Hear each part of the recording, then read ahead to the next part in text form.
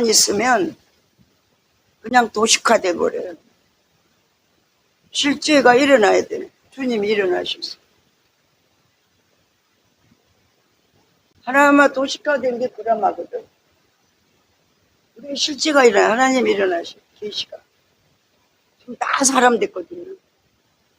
그리고 여기 참석하시는 분들은 전부 다 꼭 그건 알으셔야 돼요. 원행일치. 강남의 하나님이 개망신을 시킨다. 사랑해서 그래, 사랑해서. 그래서 환경을 갖고 말씀하셔, 환경. 환경으로 일어나서 말씀하셔. 그게 주님이 우리를 통해 계시하시는 음성 코라는 거예요. 환경, 문제, 사건을. 할렐루야. 내일 주님 만난 거, 어제 만난, 오늘 만난 거 아니에요. 내일 와서 만난 거 얘기하는 거예요. 생명은. 예. 예. 예. 예.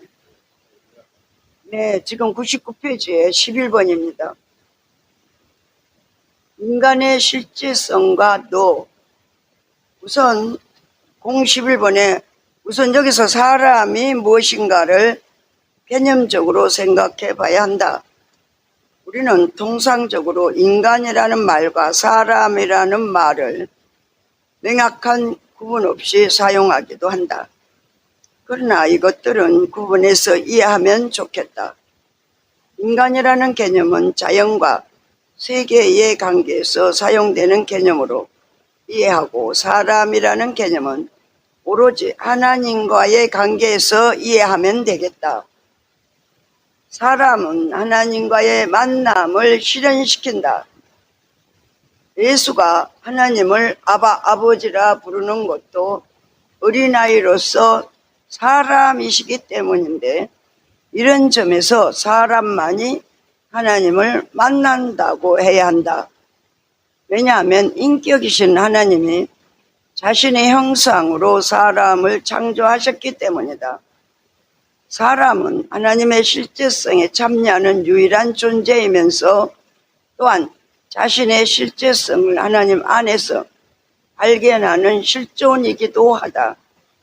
창세기 1장은 하나님이 인간을 자신의 형상으로 만드셨다고 기록하고 있고, 2장 7절에는 흙, 아담아, 흙으로 사람, 아담을 지으시고 그 코에 생기를 불어넣으시니 아담이 생명, 네페시가 되었다고 한다. 생명이라고 할 때 사람을 두고 말하는데, 아담은 생명을 가진 것이 아니고 그가 곧 생명이다. 생명이었다. 아멘. 할렐루야. 우리가 예수 생명으로 사는 거예요. 사람이기 때문에 그렇습니다. 이때 생명은 사람 또는 살아있는 사람을 가리킨다. 한글 성경에는 생명이라고 번역되어 있지만 이 네페시가 반드시 영을 의미하지는 않더라도 인간이 살아있는 생명으로 영이신 하나님과 관계할 수 있는 존재라는 의미를 충분히 주고 있다고 본다. 이것은 살아있는 생명, 즉 사람을 의미할 수 있다.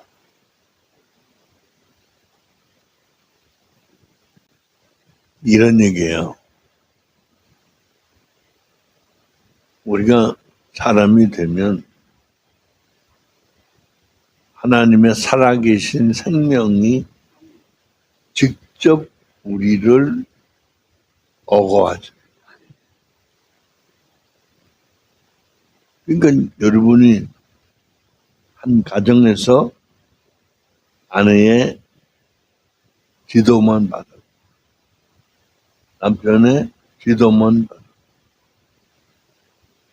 또 자녀들이 부모의 지도만 받아도 평안이 없어요. 모든 사람들이 그렇게 살잖아요. 심리라는 것도 그래요. 가족이 있으니까, 민족이 있으니까, 나라가 있으니까 국가가 있으니까 평온이 유지.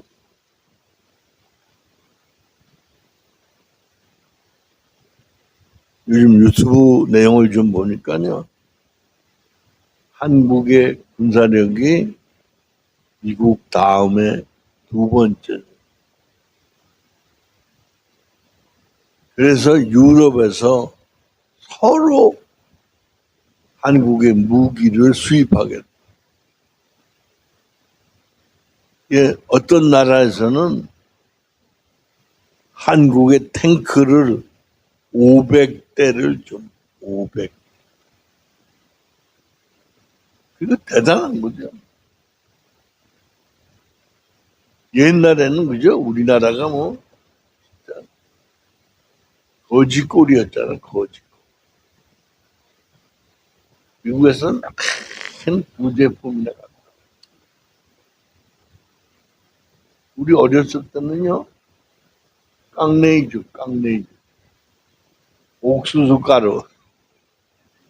아무나 주나 뭐. 그렇죠. 그것도 구별해서 주지 아무나 안 줘, 옥수수. 그 옥수수 가루를 주면, 그 도시락 한 반쯤 세워서, 이렇게 하면 과자가 돼.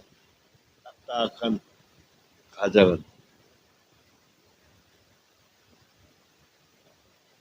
기가 막혔어요. 그래서 그 학교, 초등학교에다가 이 큰 그 우유통 있어요. 이게 박스로 된 통이 있고, 녹강처럼 그건 보통 그거는 철통으로 돼 있잖아요. 근데 그거 말고 이렇게 종이로 된 거 있어. 그런 종, 두꺼운 거. 그걸 주면 이제 가면 한 대 박씩 주는 거야. 그거 이제 얻었다가, 응? 죽여도 먹고, 뭐, 죽을 수 먹기가. 그렇게 살던 때가 없거든. 미국에서 은조받아서 살았잖아. 근데 지금은 우리가 얻어먹고 살았잖아. 무기를 수출하는 나라가 돼. 할렐루야. 그래서 뭐 기가 막힌 거예요. 이스라엘에서 우리나라 무기를 수입해 가겠다고 하면 안 되지. 그 적국이잖아. 여기 어디야? 아니 아프리카 말고 뭐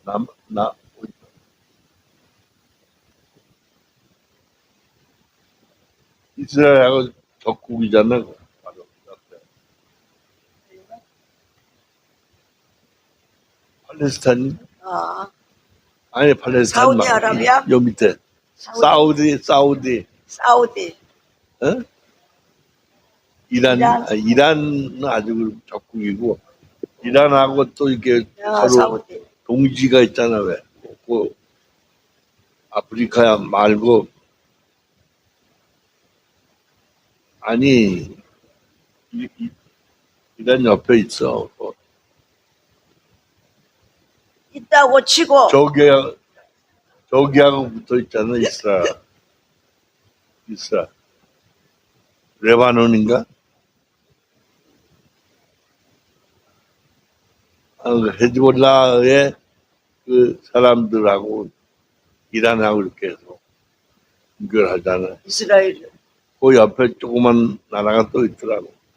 그 사람들이 이렇게 구경을 하는.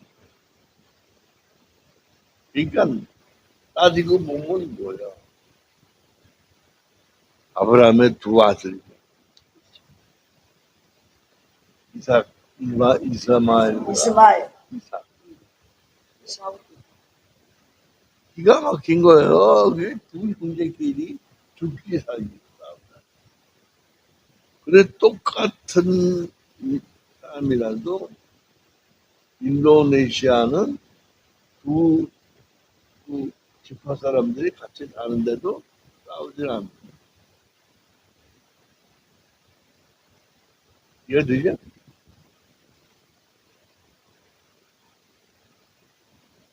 그러니까 우리는 싸움의 대상이 사람이야. 아멘요. 원수막. 마귀예요, 마귀. 귀신이요, 할렐루야. 귀신. 그걸 알면 괜히 싸우는 거야, 막을 때는. 속아갖고. 그럼 싸울 필요가 마귀를 없는 사람하고 쫓으면 싸워. 돼. 그러면 피한다고 그랬어. 아멘? 기도하면 싸울 필요가 없습니다, 기도하면. 아니 뭐 심지어는 마귀는요 싸울 것도 없어. 무관심하면 돼. 너 까불어? 네 맘대로 해. 난 예수님은 간섭을 하지 않겠다. 잡으라고 그랬어.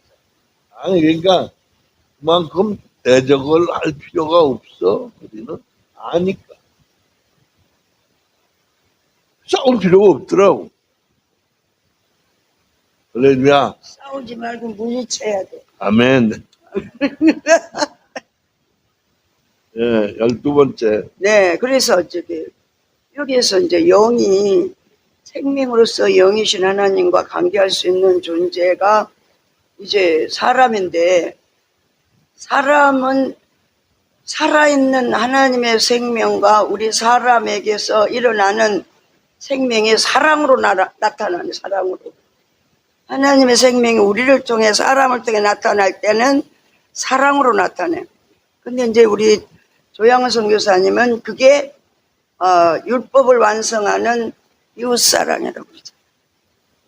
그 이웃사랑이, 우리는 이제 영성적 헌금은 하나님 사랑, 이웃사랑이잖아요. 완전한 사랑. 하나님과 우리와의 관계가 회복되면 사람과의 관계도 회복이 됩니다. 이웃사랑. 그게 율법의 완성이라고 말씀하고 계십니다. 성경은. 012번에 사람은 하나님 형상이다. 사람은 하나님의 형상을 하나의 속성으로 가지고 있는 것이 아니고 그가 곧 하나님의 형상이다.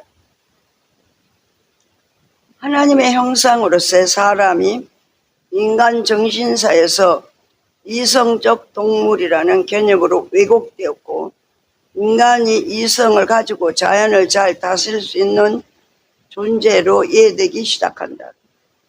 이런 오해는 헬라 정신에서 근원을 두고 있다. 헬라의 인간과는 이성 혹은 정신 또는 확고한 어떤 원리 내지 그곳을 향한 인간관이다. 그러나 인간의 실제성은 이성적인 존재에 있는 것이 아니라, 실제성은 이성적인 존재에 있는 것이 아니라 하나님의 형상인 사람에 있다. 그렇죠. 사람이 되면 사는 게 달라. 할렐루야. 보는 눈이 달라. 가치관이 달라. 약점을 보는 게 아니라 양점을 도와주는 사람으로. 불쌍히 여겨. 안타깝게 여겨. 할렐루야. 아멘이요. 응. 심판자가 아니라 있는 영으로 중보자. 우리 어떤 사람이 자기 자녀하고 다른 사람 자녀하고 비교해서 자기 자녀 입장에 서서 이러고저러고 얘기를 합니다. 그래서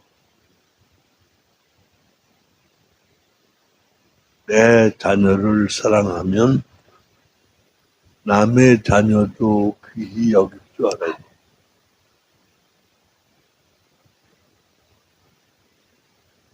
내 자녀가 귀하다고 남의 자녀를 막대하면 그건 옳은 게 아니야.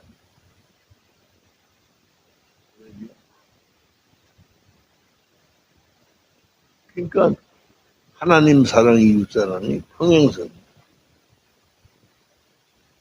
그래서 실제적인 현재의 사람들, 100%된 사람들, 요즘 제가 상담을 해보니까 두 가지야. 하나님 사랑과 이웃 사랑.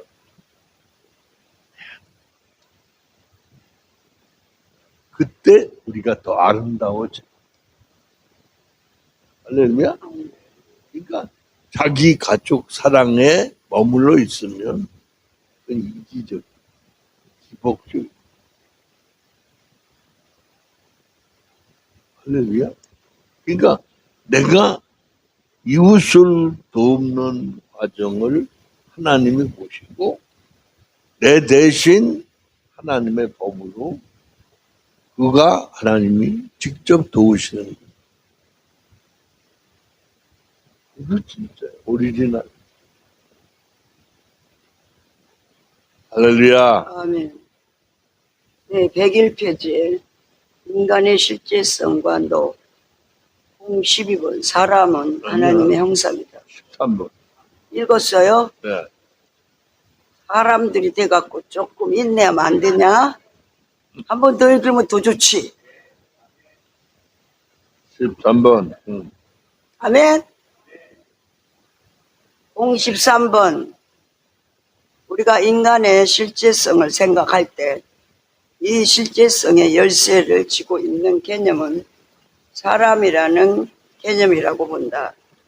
사람이라는 개념은 확실히 하나님과의 관계성을 전제로 하고 있으며 이 관계성은 창조 근원적인 어떤 것으로 신학자에 따라 약간 내 차이는 있지만 하나님의 인격성 내지 영성을 반영하고 이것이 하나님의 형상과 관계한다는 것에 공통적으로 일치한다.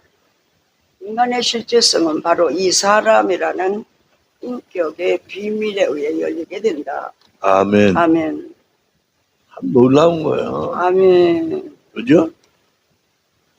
쉽게 말하면 엄마들이 자녀들을 낳고 그 자녀들을 사랑하는 걸 가만히 보세요. 그죠? 끔찍하게 사랑해요. 그리고 어떻게 이해하겠어요? 그러니까 그 부모가 자식을 사랑하고 자식이 부모를 사랑하는 그런 건 말도 안 돼. 하나님 우리를 사랑하시는 거. 깨달아. 심령으로서 하나님의 사랑을 깨달으면 우리가 하나님을 위해서 목숨을 바쳐도 아깝지가 않다니. 아멘. 할렐루야. 기가 막힌 거예요. 할렐루야. 14번.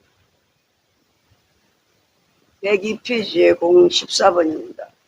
바르트는 하나님의 형상을 설명하면서 관계의 유추를 통해 사람에 대해 설명하고 있다. 여기서 관계의 유추란 인간만을 떼내어서는 인간의 참모습을 나타내지 않냐며 오로지 하나님 자신의 모습을 통해 인간을 설명하는 것을 두고 말한다. 그에 의하면 하나님은 삼위일체인데 인간도 이러한 관계 구조로 창조되었다고 생각한다. 삼위 대신 하나님이 자신들과의 관계가 오로지 영적 내지 인격적 관계로서 나와 당신과의 관계인 것처럼 이러한 인격적인 관계에서 존재하시는 하나님 인간을 창조하셨는데 어찌 이러한 관계적인 존재로 짓지 아니하게 하셨겠는가 라고 묻고 있다. 그는 창세기 1장 27절의 주석을 통해 말하길 인간을 제한 모든 피조물은 이런 관계적인 존재로 지음을 받지 아니했지만 오로지 인간만은 나와 당신의 관계로 창조되었다고 한다.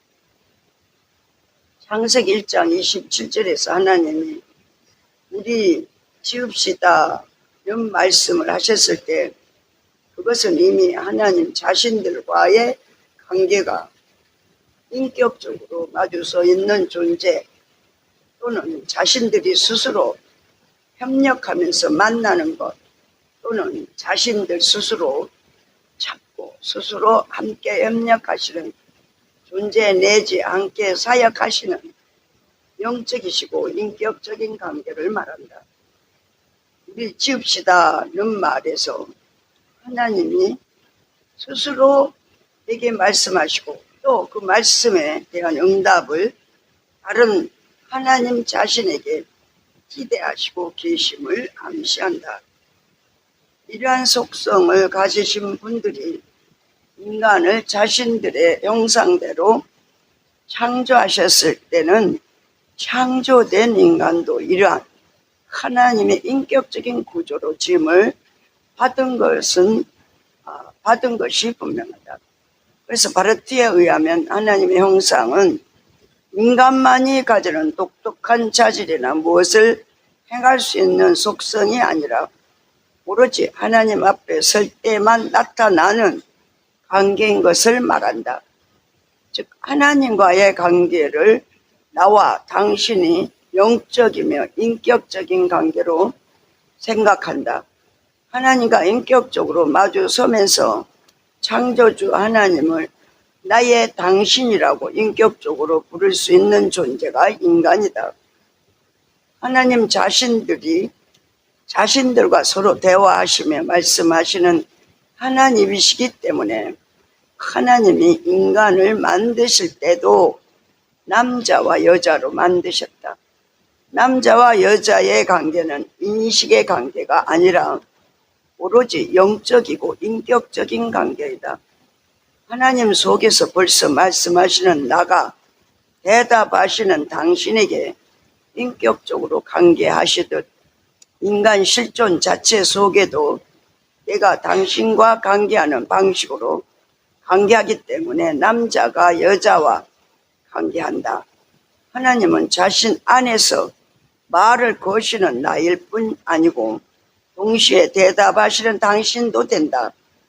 이런 식으로 바르트는 하나님의 형상으로서 옛 사람의 개념을 나와 당신이라는 삼위일체 속에 나타나는 관계를 통해 사람의 모습을 설명하려고 했다.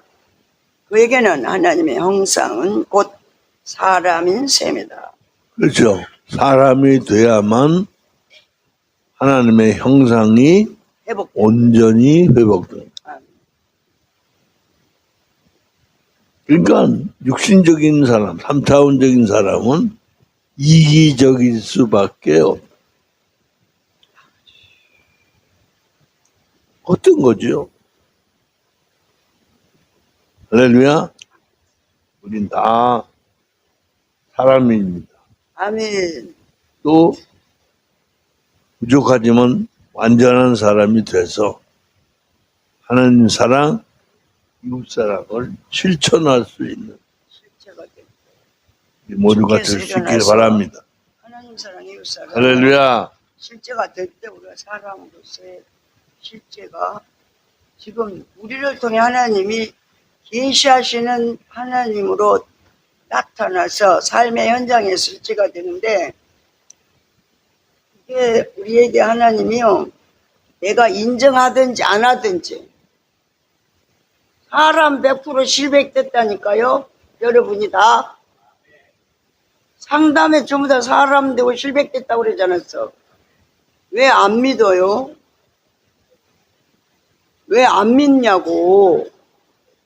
왜 인간으로 사냐고.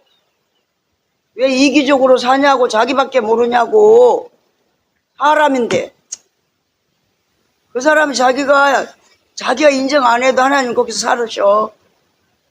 하나님 무시하지 마세요. 하나님 일어난다니까 사람에게서만 인격이 일어나. 하나님의 인격이. 아셨죠? 굉장히 중요한 일인데. 할렐루야. 아멘. 우리 교회 사람이 어제 됐다면 오늘 직원으로 하나님 불렀어요. 그분이 사람으로 이걸 훈련이 안 됐으니까 언어로 표현을 못 하잖아. 그래도 이제 사람이 좀 오래되고 이렇게 삶의 현장에서 이렇게 우리 강의도 많이 듣고 그렇게 했으면 조금 이렇게 흉내라도 내는데 그것도 안 돼요. 근데요, 그분이 이제 이렇게 우리 그 복도를 이렇게 지나가는데 얼마나 안타까워요, 사람인데. 더군다나 우리 교회 담임이잖아요. 우리 다 담임이거든요. 저분이 이렇게 걸어가는데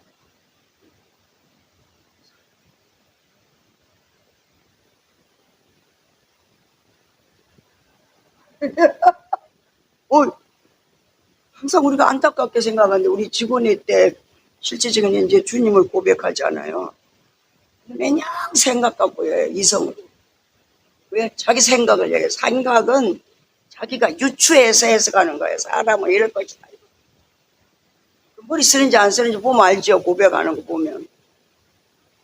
그것 때문에 이제 우리가 이제 이렇게 안타깝게 생각하는데도 하나님은 사람. 상담의 사람.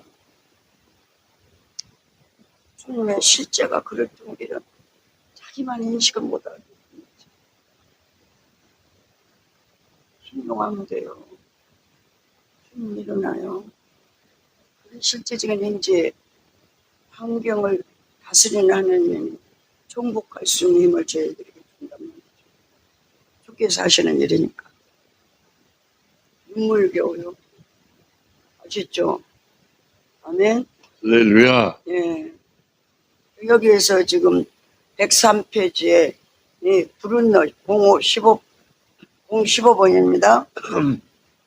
푸른 너에게도 사람은 곧 하나님의 형상으로 이해된다. 그는 하나님의 형상으로서 인격을 예수 그리스도에게서 나타나는 하나님의 계시 또는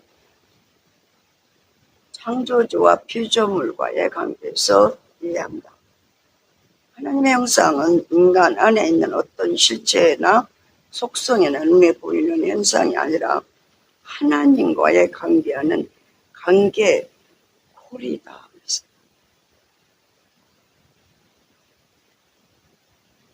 푸른 너는 특이하게도 하나님의 형상을 두 개로 구분하는데 형식적인 의미의 하나님의 형상과 내용적인 의미의 형상으로 구분한다. 내용적인 의미의 하나님의 형상은 구약적인 의미인데 원래의 의를 말하며 이것은 인간의 타락으로 완전히 상실했다. 그러나 형식적인 의미에서의 하나님의 형상은 인격을 말하는데 이것은 타락 후에도 상실되지 않고 여전히 남아있다. 여기서 형식적인 형상이라 할 때 마치 이것도 인간 안에 있는 내용적인 느낌을 주는 것 같이 보이지만 푸른너의 신학에서는 말 그대로 껍데기를 두고 말한다. 쉽게 말하면 인간이 죄로 타락했다 해도 사람이라는 껍데기는 동물의 껍데기가 될 수 없듯이 인격이라는 사람의 상은 죄의 결과와 상관없이 존재한다. 푸른너는 이 인격을 인간에게 변함없이 주어지는 존재 구조로서의 책임성으로 간주한다. 이 책임성은 반응하는 활동으로서 죄와는 상관없이 신작은 불신작은 다 주어져 있다. 푸른너가 죄와 상관없이 남아있는 인격의 문제를 주장했기 때문에 바르트와 결별하고 자신의 길을 가게 된다.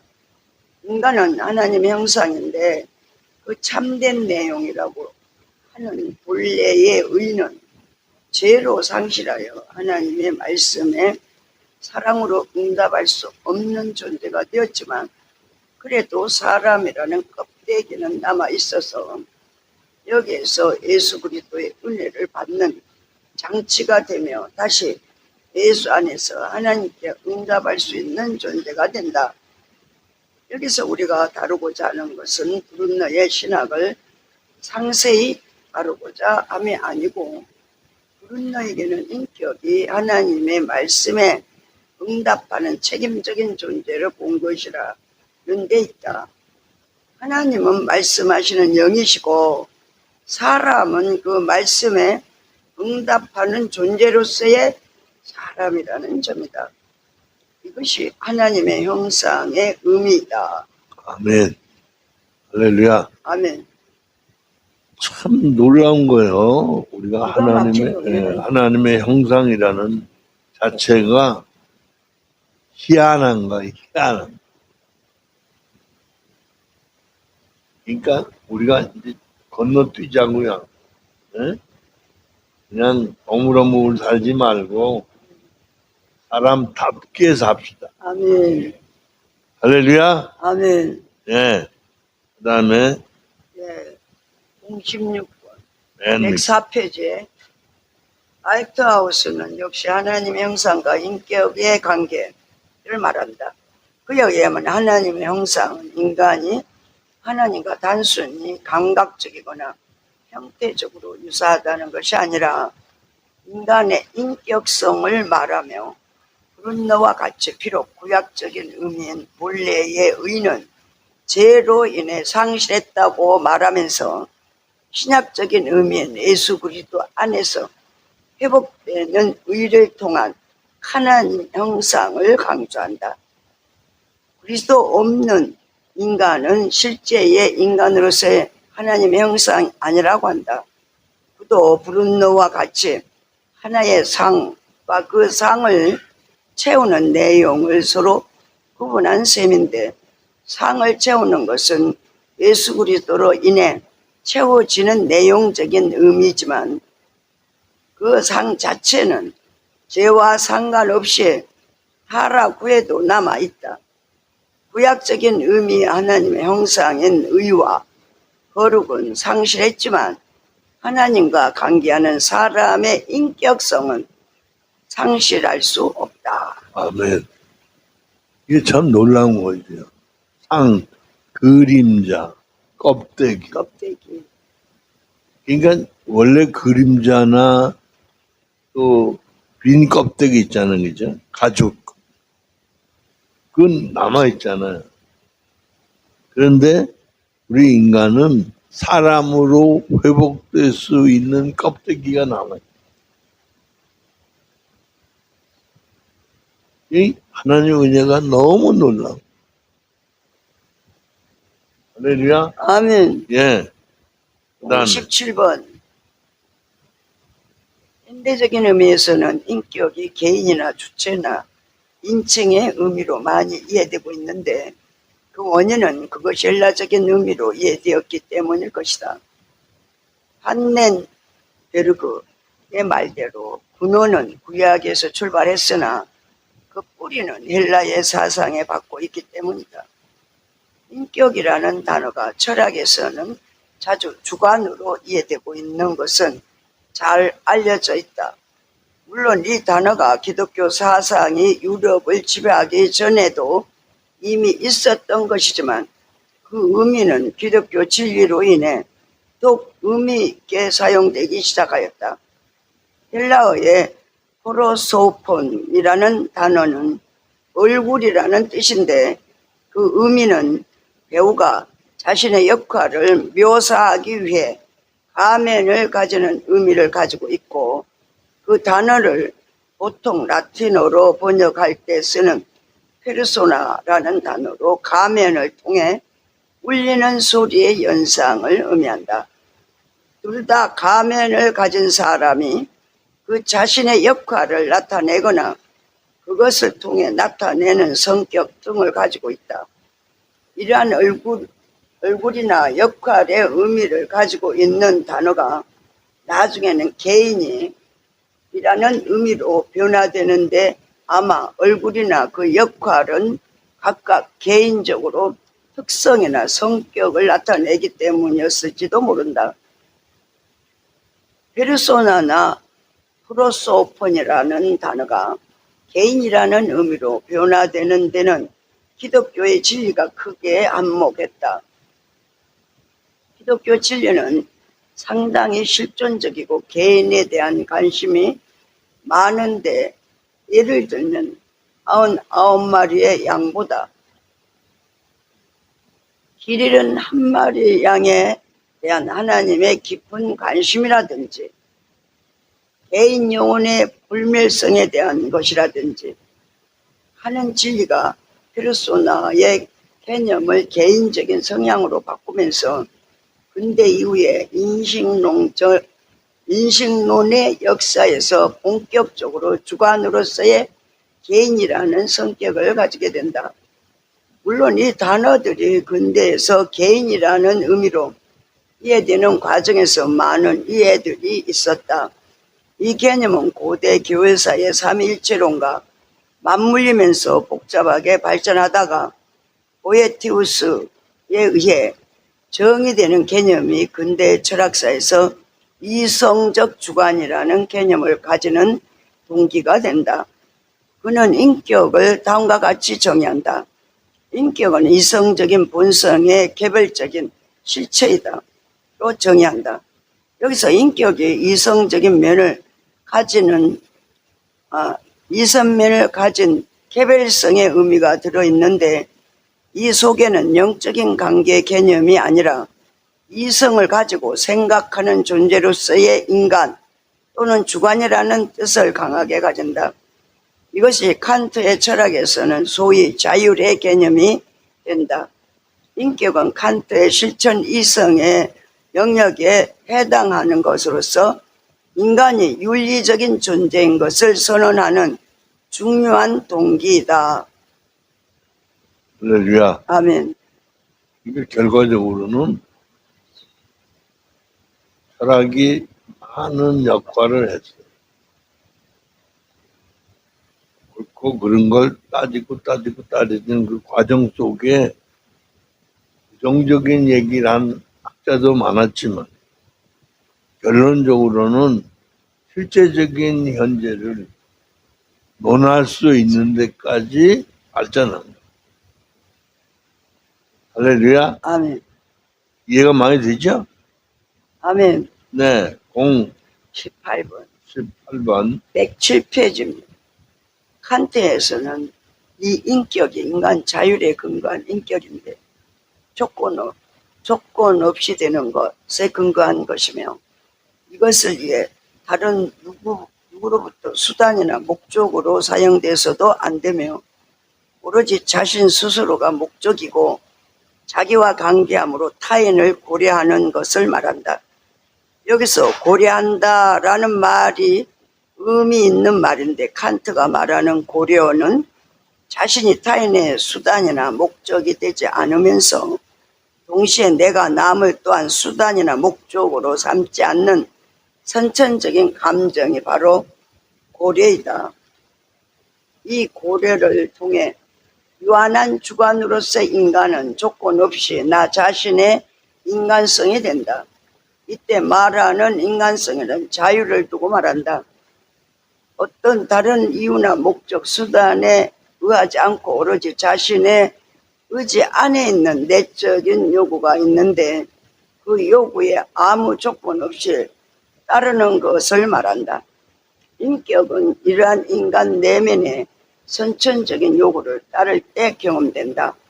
그래서 인격은 경험적으로 유한함과 선천적으로 인간 속에 있는 요구를 절대적인 것으로 믿으면서 그것이 하나의 역사가 될 때 체험된다. 물론 이때 말하는 역사라는 것은 종교적인 계시의 역사가 아니라 순수한 윤리적인 사건을 체험하는 것을 의미한다. 결국 칸트는 인간 내면의 의지의 요구를 무조건적으로 따를 때 생기는 윤리적이고 일륜적인 의식으로 이해한 셈이다. 그러니까 그럴 수도 있어요. 그렇죠? 사람이 비학문적이라도 많은 걸 되새김질하는 그 과정 속에서 동양 철학적으로 상대를 만나지 못하지만 노자처럼 없다 대상 그럴지라도 인격을 만나는 기가 막히죠. 이게 하나님의 은혜예요. 아멘. 그렇기 때문에 바울 사도처럼 아주 학문이 출중한 분에게도 다양한 그런 메시지가 나왔죠. 베드로 같은 분에게도 학문 없는 범인이라고 나와 있죠. 그분에게도 베드로 전서 후서가 비록 몇 장 되지 않지만 놀라운 은혜가 담겨 있는 것 같습니다. 할렐루야. 아멘. 네.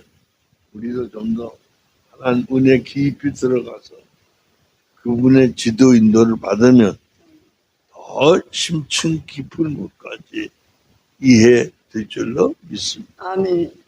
아멘. 108페이지 019번 피테는 자아를 생각하면서 자아와 인격과의 관계를 사유한다. 자아란 자기 스스로 세우는 존재인 것을 천명하는데 인격을 좀 부정적으로 보는 듯한 면이 없지 않은 듯하다. 즉 피테에게서 인격이라 말하자면 유한한 자아가 하나님이라는 절대 자아에게 자신을 내맡김으로 생기는 유한한 자아의 제한된 상상력의 표현으로 생각한다. 자아란 자기 스스로 자신을 세우는 의지와도 같은데 자아가 가능하기 위해서는 항상 비하의 관계에서 생긴다. 우리 자신 속에는 나를 스스로 세우고자 하는 의지가 있는데 이것은 경험적인 차원이 아닌 절대적이고 자유로운 하나의 행위에서 나온다. 절대적인 나가 있고 이러한 절대적인 나에 의해 세워지는 제한되고 유한한 나가 있다. 물론 이 둘은 하나가 아닌 서로 다른 자아지만 그럼에도 불구하고 합치려고 노력하며 그 차이를 극복하려고 애쓴다.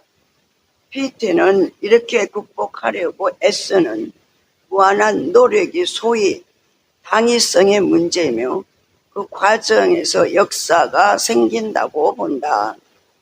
그렇죠. 인간의 역사는 그렇게 기록된 역사로 이해되기도 하고 또 깊이 들어가면 하나님이 만나주시는 역사, 그건 히스토리가 아니고 어떤 실제적인 현상으로 나타나. 할렐루야. 아버지 그러니까 하나님이 수종된 자. 하나님의 의도가 우리에게 나타나. 그 상상이 안 돼요. 제가 이제 하나님 사랑, 이웃 사랑 거기까지 이렇게 가보니까요. 그게 뭐 내 걸 주는 게 아니야. 하나님이 맡기신 거 주는 거야. 할렐루야. 그러고 나니까 아까운 게 없는 거.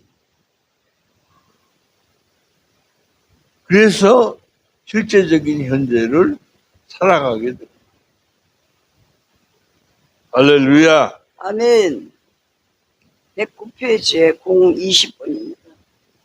인간의 실제성과 놉니다. 이렇게 자율 또는 자아의 문제와 인격의 문제가 서로 얽히면서 해결에게로 넘어온다. 해결의 철학에서는 인격의 개념이 관계적인 면을 가지면서 동시에 또한 이성적인 정신성의 의미로 표현된다. 해결에게서의 관계란 철저히 이성에 의한 관계인데 타자와의 관계가 그것이다. 타자가 나밖에 있는 것이 아니라 타자란 소위 정신 안에서 내 안에 있는 주관을 말한다. 타자가 존재하는 것을 내가 아는 것은 그 타자가 내 밖에 있는 주관이 아니라 내 안에서 타자로 의식되는 주관이다. 자아와 타자와의 관계를 위해 그는 인격을 주관으로 해석한다. 인격이라는 말하자면 내 안에서 내가 타자를 의식하는 주관인 셈인데 헤겔에게는 타자라는 개념은 오로지 주관에 의존하는 것이든지 주관에 의해 생겨난다. 그래서 그리스도가 하나님 아들 되신 것도 사실은 아버지와의 관계에서 의식되며 하나님이 아버지가 되신 것도 아들과의 관계에서 의식되는 것은 소위 관계의 근원이 되는 정신이라는 주관에 의해서 정신이라는 주관에 의해서이다. 마찬가지로 삼위일체라는 한 개의 본질과 세 개의 인격, 또 해결에게는 하나의 절대 주관 내지 절대 정신 안에서 그리스도라는 타자로 의식되는 데서 생기는 것이고, 그 주관 안에서 해결되어야 된다고 본다. 말하자면 해결에게는 모든 것이 주관의 문제였다. 그러니까 이게 제가 미리 몇 번씩 얘기했지만 우리의 예자는 그죠? 흘러간 과거라고 그랬죠. 이게 없어진 거예요. 또 순간은 그냥 흘러간 거고 찰나라고 그랬죠. 또 미래는 아직 오지 않은 거야. 그게 결과적으로 없는 거라. 그런데 현재라고 하는, 현실이라고 하는 것도 순간, 찰나. 이게 실제적인 현재만, 하나님의 영원한 현재가 사람이 돼서, 심령이 돼서 4차원적으로 하나님과 교제할 때만 우리가 실제적인 현재의 사람이 돼서 사람 100%. 이게 놀라운 거죠. 우리가 사람 100% 됐다는 건 이건 신비 자체. 할렐루야. 그러니까 그 안에서 하나님의 모든 것을 누릴 수 있다. 온전한 자유를 누릴 수 있게 될 줄로 믿습니다. 아멘. 할렐루야. 21번 우리는 구약에서는 하나님으로 인해 사는 존재로서의 사람으로 이해된 인격이 세속적인 시대 정신 속에서 소위 나라는 주관의 차원에서 이해되는 과정을 역사적으로 간략하게 살펴보았다. 인격이 원래 하나님으로 인해 사는 사람의 의미가 담겨 있는 말인데, 이것이 고대 교회에서 삼위일체의 논쟁 속에서 하나님의 신성으로서의 인격 개념으로 이해되다가 근대 이후로는 인간 속에 있는 자율적인 주관으로 이해되었다. 인격이 원래 하나님이 창조한 사람의 개념이라면, 그리고 고대 교회에서는 이것이 하나님의 본질을 설명하기 위한 관계의 개념이었다면 오늘 우리가 인륜적이고 인간적인 나라는 개념으로 이해될 수 있을 것이다. 원래 하나님이 창조하셨고 하나님 자신들의 관계를 나타내던 말이 근대 이후에는 소위 인간 자신을 나타내는 말인 나로 이해되는 것은 실제성을 지적하는 인격 이해의 그릇된 이해로 보인다. 그렇지. 여러 가지 담론이 많았잖아요. 그런데 아까 얘기한 것처럼 세 단계를 거치고 나서 아멘. 영원한 실제이신 그분을 우리가 실제적인 현재로 만나야 우리가 사람이 됩니다. 그리고 우리의 품성이 바뀌어요. 주고 또 주는 존재로 바뀌어요. 할렐루야. 이 개념 정리가 되기가 쉽지 않지만 개념 정리가 되면 우리는 자유하게 될 줄로 믿습니다. 아멘. 할렐루야. 아멘. 예. 끝났어요, 목사님. 이건 이제 한 달로 그러고 내일은 네, 제3장으로 네. 넘어가겠습니다. 네, 네. 할렐루야 기도 예, 할렐루야. 한 10분만 좀. 내 실제성 이해에서 자의식과 우리가 실제를 구분할 수 있도록 지금 오늘 공부했거든요. 공부했습니다. 실제입니다. 테스트. 공부를 했으면 시험을 봐야지. 그렇지, 한 단계 올라가죠. 아니, 공부했는데 그냥 우리 저 권사님 월반했대잖아. 공부를 너무 잘해가지고 세계적으로 우리는 영적인 실제적인 현재 주께서 나를 통해 일어나신 계시를 자의식이 일어났는지 주께서 의식해서 주님이 일어났는지 이거 구분하면 돼요. 테스트 숙제 내일 저희 목사님하고 저하고 시간에 여러분이 고백이 실제로 일어나시기를 축원합니다. 아멘. 네, 내일은 다 사람 됐다니까. 좀 간증을 좀 몇 번 그렇죠. 하시면 좋을 것 같아요. 아멘이요. 할렐루야. 그게 그래서 생명이에요. 더 확실하게 굳히자. 아멘이요. 네, 그죠? 감사합니다. 아멘. 왜냐면 여기서만 짓거리면 안 돼. 속에서. 공감하셔야지. 여기 거 뻔해. 할렐루야. 아멘. 여기 거. 아자아자. 네, 아자. 감사합니다. 주여 한번 부르고 실제하시는 기도합니다. 네, 하나님께서 우리 사람에게 임하시옵소서. 주님 한번 부르시고 기도하시겠습니다. 주님, 주여. 아버지 감사합니다.